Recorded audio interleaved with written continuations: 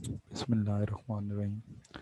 आज का जो हमारे पास टॉपिक है ना, ये है एलिमेंट ऑफ बस डिज़ाइन। तीन चार एलिमेंट है इसमें। बस की टाइप होती है, बस की विड्थ है, data transfer type, attribution method और बस टाइमिंग है।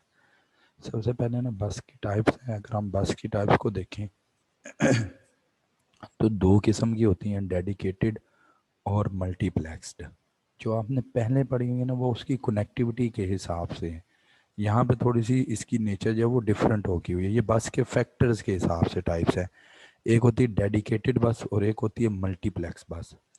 डेडिकेटेड बस के अंदर वो ये बात करता है, ये बस ऐसी होती हैं जिसको आपने परमानेंटली तौर के ऊपर कोई एक फंक्शन असाइन किया होता है, या आपने एक से ज़्यादा कंपोनेंट इस बस को असाइन की होती है, उसको आप डेडिकेटेड बस का नाम देते हैं। अगर आपने एक फंक्शन असाइन किया हुआ, फॉर एग्जांपल आपने एक बस है उसको स्पेसिफाई कर दिया कि इसने सिर्फ एड्रेस को कैरी करना है, तो वो आपने इसको परमानेंटली एक फंक्शन असाइन कर दिया। या subset, physical subset of computer component, या आपने उसे कंपोनेंट कंप्यूटर के किसी कंपोनेंट के ऊपर प्रोवाइड कर दिया। फॉर एग्जांपल आईओ बस कनेक्ट्स फॉर ऑल मॉड्यूल्स, यानी कि आईओ बस जो होगी वो आपके पास आईओ बस की जो होगी वो सारी की सारी आपके पास आईओ मॉड्यूल्स को कनेक्ट करेगी। इसी तरीके से डाटा बस है, उसने जितने भी आपके कंप्यूटर के कंपोनेंट हैं उन सब से डाटा वगैरह को लेके आना होगा। तो इस हिसाब से जो बस होगी उसको आप डेडिकेटेड बस का नाम देते हैं। इसके अंदर आपके पास सेपरेट डाटा और सेपरेट एड्रेस लाइंस होती हैं, which is common on many buses, यानी कि ये बहुत सारी बसेस के ऊपर आपके पास कॉमन चलता है। दूसरे नंबर पे आता है आपके पास मल्टीप्लेक्स बस। मल्टीप्लेक्स बस आपके पास ऐसी बस होती हैं जिसने एड्रेस और डाटा दोनों को लेके ट्रांसफ़र करना होता है। इसके अंदर सीन आप ये करते हैं, अगर आसान अल्फाज के अंदर मैं ये समझाऊं कि आपके पास ना एक बस की लाइन है, उसी बस के ऊपर आपने एड्रेस को भी सेंड करना है और उसी बस के ऊपर आपने डाटा को भी सेंड करना है। केस ये होता है, in this case address valid control line is needed to determine whether the data is an address or the data. Time multiplexing is using the same line for the multiplex. इसके अंदर scene ये होता है कि आपके पास एक बस है ना, उस एक बस के ऊपर आपने पहले एड्रेस रख दिया। एड्रेस रखने के बाद आपने जितने भी मॉड्यूल्स उसके साथ कनेक्टेड होते हैं ना, उन सबको आप एक्टिवेट कर देते हैं। उसमें एड्रेस वैलिड कंट्रोल जो होता है ना, ये आप एक्टिवेटर इस्तेमाल करते हैं, उसके ज़रिए आप उस सबको एक्टिवेट कर देते हैं। और आपने ना इसके लिए एड्रेस जो आप सेंड करते हैं ना उस एड्रेस के लिए आप टाइम पीरियड स्पेसिफाई कर देते हैं। हर मॉड्यूल के पास जब वो एड्रेस पहुंचता है ना, तो हर मॉड्यूल उसको चेक करता है कि आया वो एड्रेस उसके साथ मैच हो रहा है या नहीं मैच हो रहा। जब उस चीज़ का टाइम पीरियड कंप्लीट हो जाता है ना, तो आप एड्रेस कंट्रोल को ख़त्म कर देते हैं और उसके बाद फिर डाटा कंट्रोल जो होता है उसको आप एक्टिवेट कर देते हैं। तो जिस मॉड्यूल से रेलिवेंट डाटा होगा वो उसको रिसीव करता जाएगा। और ये सारी चीज़ जो होती है ना, ये आप टाइम के हिसाब से कर रहे होते हैं। इसीलिए आप ये कहते हैं कि मल्टीप्लेक्स बस जो होती है, इसके अंदर टाइम मल्टीप्लेक्सिंग की टेक्निक जो है वो इस्तेमाल की जाती है। क्लियर होगी बात। फ़ायदा इसका हमें ये होता है कि इसके अंदर ना हमें कुछ लाइंस यानी कि कुछ बसेस जो हैं वो सिर्फ और सिर्फ इस्तेमाल करनी पड़ती हैं, बाकी बसेस जो हैं वो हमारे पास बच जाती हैं, बाकी बस की जो लाइंस होती हैं वो बच जाती हैं। लेकिन डिसएडवांटेज इसके अंदर ये होता है कि आपका जो सिस्टम है ना, ये मोर कम्प्लेक्स हो जाता है, कि आपको इसमें बार बार मॉड्यूल्स जो है ना, मॉड्यूल्स को एक्टिवेट करना पड़ता है। और दूसरे नंबर पे आपकी जो परफॉर्मेंस है ना, उस परफॉर्मेंस के ऊपर इसका थोड़ा सा इफेक्ट पड़ जाता है। ठीक होगी बात। दूसरे नंबर पे आपके पास आता है बस की विड्थ।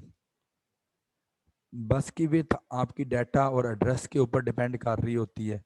मतलब फॉर एग्जांपल अगर आपकी बस जितने ज़्यादा एड्रेस को लेके चलेगी ना, जितने ज़्यादा आपकी बस के ऊपर लाइंस अवेलेबल होंगी, उतना ही ज़्यादा उसके एड्रेस अवेलेबल होंगे और उसके ऊपर उतना ही ज़्यादा जो है वो डाटा आप ट्रांसफ़र कर सकते हैं। और जब हम डाटा ट्रांसफ़र टाइप की बात करते हैं, तो रीड डाटा आप करते हैं, राइट डाटा करते हैं, रीड मॉडिफाई राइट डाटा करते हैं, जो आपके पास शेयर्ड मेमोरी होती है, प्रोटेक्टिंग शेयर्ड मेमोरी। इसके अलावा आप रीड आफ्टर राइट करते हैं, इसके अंदर आप अपने डाटा की चेकिंग करते हैं कि जो आपने डाटा लिखा है, जो आपने डाटा वहाँ पे सेव किया है, वो डाटा आपका ठीक है या नहीं है। और ब्लॉक डाटा ट्रांसफ़र आप करते हैं कि कोई डाटा जो है वो आपका एक जगह से दूसरी जगह जो है वो ट्रांसफ़र आउट ना हो सके, उसको आप ब्लॉकिंग के ज़ुमरे में ले आते हैं। फिर इसके बाद आता है आपके पास बस आर्बिट्रेशन। बस आर्बिट्रेशन का मतलब होता है बस के ऊपर मुनसिफाना रवैया रखना। आर्बिट्रेशन का मतलब होगा सालिसी, कि कोई एक बस किसी भी मॉड्यूल को ज़्यादा टाइम तक अवेलेबल ना हो। ये नहीं है कि आपके पास डाटा बस है तो वो सारी की सारे टाइम 24 के 24 घंटे जो है वो सीपीयू के ही पास रहे। नहीं, आपने एक मुनसिफाना रवैया कायम रखना है ताकि आपकी बस जो है वो हर मॉड्यूल के लिए एक्सेसिबल हो सके। तो आर्बिट्रेशन जो होती है ना वो आपके पास बेसिकली तौर के ऊपर दो किस्म की होगी। एक को आप नाम देते हैं सेंट्रलाइज्ड का, और एक को आप नाम देते हैं डिस्ट्रीब्यूटेड का। सेंट्रलाइज स्कीम जो होती है ना, सेंट्रलाइज स्कीम के अंदर ये होता है कि आपने एक सिंगल हार्डवेयर डिवाइस बना देते हैं। उस डिवाइस को आप बस कंट्रोलर या बस आर्बिट्रेटर का नाम देते हैं। और वो जो बस आर्बिट्रेटर या बस कंट्रोलर होता है ना, उसकी रिस्पॉन्सिबिलिटी होती है कि उसने बस को टाइम एलोकेशन करनी होती है।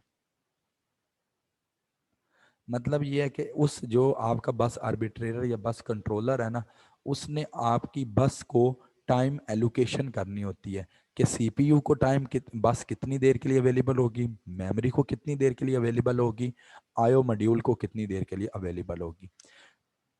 क्लियर। उसके बाद वो ये बात करता है कि जो बस का आर्बिट्रेटर या बस कंट्रोलर है ना, ये आपका एक सेपरेट मॉड्यूल भी हो सकता है और प्रोसेसर का हिस्सा भी हो सकता है। ये कंप्यूटर के आर्किटेक्चर के ऊपर डिपेंड करता है कि कंप्यूटर आर्किटेक्चर बनाने वाले जो आप कंप्यूटर का आर्किटेक्चर बना रहे होते हैं वो इस चीज़ को सेपरेट डिवाइस के तौर के ऊपर इस्तेमाल करवाते हैं या प्रोसेसर का हिस्सा बनाते हैं। इसके अगेंस्ट अगर आप डिस्ट्रीब्यूटेड स्कीम को फॉलो करें ना, तो डिस्ट्रीब्यूटेड स्कीम के अंदर आपका कोई सेंट्रल जो कंट्रोलर है वो नहीं होगा। Each module contain access control logic and module act together to share the bus. इसके अंदर आपके पास हर मॉड्यूल के पास एक्सेस होती है। जितने भी मॉड्यूल्स होंगे वो सारे के सारे जो होंगे वो बस को कॉमनली तौर के ऊपर शेयर कर सकते हैं।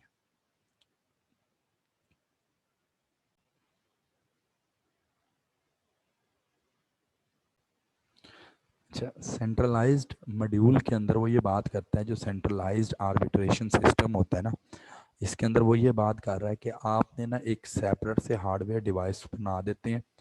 उस हार्डवेयर डिवाइस की ये जिम्मेदारी होती है कि वो बस को टाइम एलोकेशन दे, कि बस जो है वो सीपीयू को कितनी देर के लिए अवेलेबल होगी, मेमोरी को कितनी देर के लिए अवेलेबल होगी और आईओ को कितनी देर के लिए अवेलेबल होगी। दूसरा जो सिस्टम होता है ना वो आपका डिस्ट्रीब्यूटेड स्कीम। डिस्ट्रीब्यूटेड स्कीम के अंदर जो है वो आपके पास कोई भी सेंट्रल कंट्रोलर नहीं होगा, कोई डिवाइस नहीं होगी जिसने बस को टाइम एलोकेशन देनी है। इसके अंदर ये होगा कि जितने भी आपके पास मॉड्यूल्स हैं ना, जिनको एक्सेस हासिल है बस तक, वो सारे के सारे जो हैं वो बस को एक ही टाइम के ऊपर बस को शेयर कर लेते हैं। इनके अंदर फिर शेयरिंग का सिस्टम चलता है। क्लियर होगी बात। Yes sir. अब वो ये बात करता है कि ये जो दोनों मेथड है ना आपके पास, सेंट्रलाइज और डिस्ट्रीब्यूशन, इसके ज़रिए सीन ये होता है कि आप ये काम करते हैं कि एक डिवाइस को आपने मास्टर बनाना होता है और दूसरी डिवाइस को आपने स्लेव बनाना है। फॉर एग्जांपल प्रोसेसर है ना, प्रोसेसर या आईओ मॉड्यूल जो है आप इसको मास्टर बना देंगे और जो दूसरी डिवाइस होगी उसको आपने एज अ स्लेव जो है वो काम चलाना होता है। देखें वो कहता है with the both method of arbitration the purpose is to designate one device, either the processor or IO module, as a master, may then initiate a data transfer, read or write, with some other devices which act as a slave of the particular exchange। मतलब ये है कि इन दोनों method के जरिए आप किसी एक डिवाइस को, प्रोसेसर को या आईओ मॉड्यूल को एज अ मास्टर बना देते हैं, और जब ये डिवाइसेस जो होती हैं वो डाटा ट्रांसफर की इंस्ट्रक्शंस को फॉलो करेंगी, जिस डिवाइस के साथ ये इंटरेक्ट करेंगी वो डिवाइस जो होगी वो फिर आपके पास एज अ स्लेव काम कर रही होगी, जिस भी डिवाइस के साथ ये इंटरेक्ट करेंगे। ये चीज क्लियर होगी कि दोनों मेथड का मकसद ये होता है कि प्रोसेसर या आईओ मॉड्यूल में से किसी एक को आपने मास्टर्स का बना देना है, और फिर जब उन्होंने जिसके साथ भी डाटा ट्रांसफर करना होगा वो एज अ स्लेव उनके साथ आके काम करेंगी।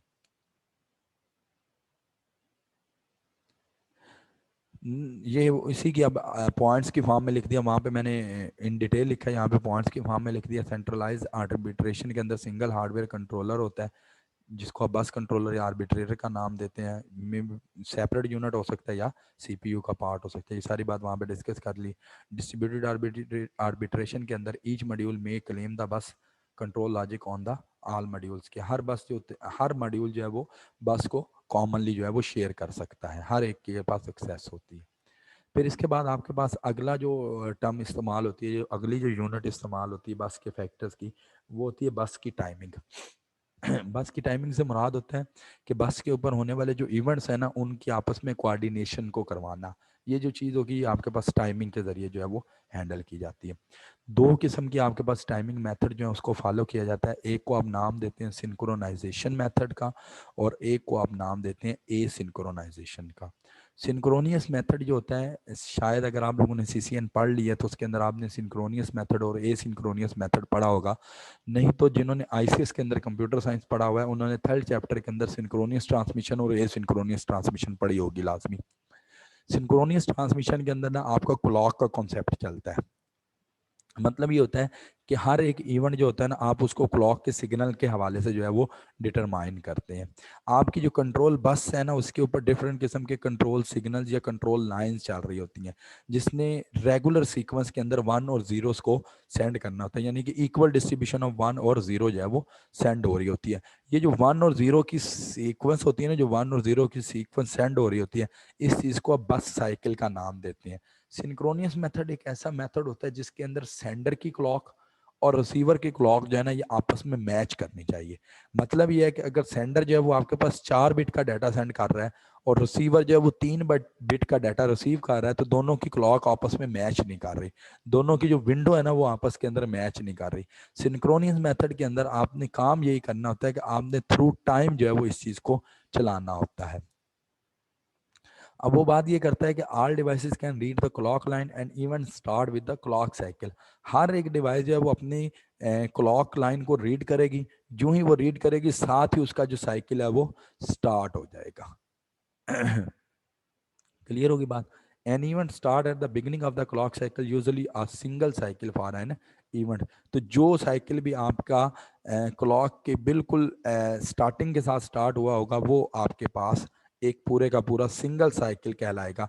साइकिल ये होता है ना, एक क्रस्ट और एक ट्रफ जो फासला तय कर लेते हैं उसको आप फिर एक साइकिल का नाम देते हैं। या जिस पोजीशन से आप स्टार्ट करते हैं वापस उसी पोजीशन पे आ जाएं तो वो भी आपके पास एक साइकिल कहलाता है। मतलब आपने ट्रफ के ऊपर क्रस्ट के ऊपर 90 पॉइंट से स्टार्ट किया, तो फिर आप अगले क्रस्ट के ऊपर जब 90 पॉइंट के ऊपर पहुंचेंगे तो आपने एक साइकिल जो है वो आपने तय कर लिया था। मतलब एक क्रस्ट और एक ट्रफ जब तय हो जाता है तो वो आपका एक साइकिल जो है वो कंप्लीट हो जाता है इसके अंदर। दूसरा आपके पास आता है ए सिंक्रोनियस मेथड होता है। ए सिंक्रोनियस मेथड के अंदर आपके पास टाइमिंग का कोई कॉन्सेप्ट नहीं होता। इसके अंदर जो है ना, एक इवेंट की अक्रंस जो होती है वो पिछले इवेंट के ऊपर डिपेंड कर रही होती है। मतलब इस पहले वाले में तो टाइमिंग के ऊपर डिपेंड करती है, सिंक्रोनियस के ऊपर। ए सिंक्रोनियस के अंदर ना ये इवेंट के ऊपर डिपेंड कर रही होती है कि अगर पिछली बस ने कोई इवेंट ड्रॉप किया है तो वो अगली बस जो है वो उस इवेंट को अक्कर कर लेती है। तो ये जो एसिंक्रोनियस मेथड है ना, ये आपका थोड़ा सा एकोमोडेट फ्लेक्सिबल मेथड इसलिए बन जाता है कि इसके अंदर आपकी एक तो स्पीड जो होती है वो वेरी करती है, और इसके अलावा जो आपके पास कुछ डिवाइसेस होती हैं जो कि फास्टली काम करती हैं, कुछ डिवाइसेस जो होती हैं वो स्लोली काम करती हैं। तो जो स्लोली डिवाइसेस काम करने वाली होती है ना, उनके लिए एसिंक्रोनियस टाइमिंग जो है वो बेस्ट रहती है। क्यों? कि सिंक्रोनियस टाइमिंग के अंदर, सिंक्रोनियस मेथड के अंदर ये सीन होता है कि आपकी बस की जो टाइमिंग है वो लाजमी मैच होनी चाहिए। तो जब आपकी बस की टाइमिंग मैच होगी देन वो आगे जो है डाटा को ट्रांसफर करेगा ना। बस की टाइमिंग मैच ही नहीं होनी तो वो डाटा को कैसे ट्रांसफर करेगा? एक डिवाइस आपकी स्लो है, दूसरी डिवाइस फास्ट है, तो इन दोनों का आपस में सिंक्रोनियस मेथड के तहत जो है वो डाटा सेंड नहीं हो सकता। फिर वहां पे हम क्या काम करते हैं, वहां पे हम फिर एसिंक्रोनियस मेथड जो होता है उसको फॉलो कर लेते हैं। लेकिन सिंक्रोनियस मेथड को अगर देखा जाए तो सिंक्रोनियस मेथड जो है वो इम्प्लीमेंट करना भी आसान है और चलाना भी आसान होता है। लेकिन ये फ्लेक्सिबल, लेस फ्लेक्सिबल बनता है as compare to asynchronous. वो क्यों बनता है, इसकी रीजन मैंने आपको बता दिया है कि सिंक्रोनियस मेथड के अंदर आपको एक फिक्स टाइम पीरियड जो है, फिक्स टाइम स्लॉट जो है उसको फॉलो करना पड़ता है। ए सिंक्रोनियस के अंदर आपको ऐसी कोई चीज जो है वो फॉलो नहीं करनी पड़ती, इसलिए जो है वो ए सिंक्रोनियस जो है वो थोड़ा सा फ्लेक्सिबल माना जाता है as compare to the synchronous method. Clear? ये इसका टाइमिंग के हवाले से बताया हुआ है उसने कि सबसे पहले ना ये क्लॉक चलेगी, T1 टाइम के अंदर उसने सिग्नल्स को सेंड किया है। जब आपका सिग्नल सेंड हो जाएगा, इसके बाद स्टेटस लाइन जो है वो आपको सिंगल सिग्नल का स्टेटस जो है वो शो करेगा।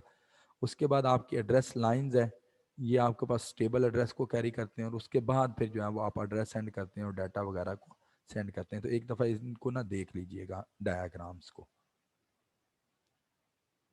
बस विड्थ की बात अभी बस विड्थ है, इसकी बात हमने पहले कर ली है कि बस विड्थ से मुराद आपके पास जितनी ज़्यादा लाइंस होंगी ना किसी भी बस के अंदर, उतनी जो है उसकी विड्थ जो है वो ज़्यादा होगी, उतना ज़्यादा वो डाटा को एक जगह से दूसरी जगह वो है ट्रांसफ़र करेगा, और उससे आपके सिस्टम की परफॉर्मेंस जो है वो काफ़ी ज़्यादा बेहतर होती जाएगी। ठीक होगी ये बात। इसके बाद आता है पीसीआई बस। पीसीआई बस से मुराद होता है पेरिफेरल कंपोनेंट इंटरकनेक्शन।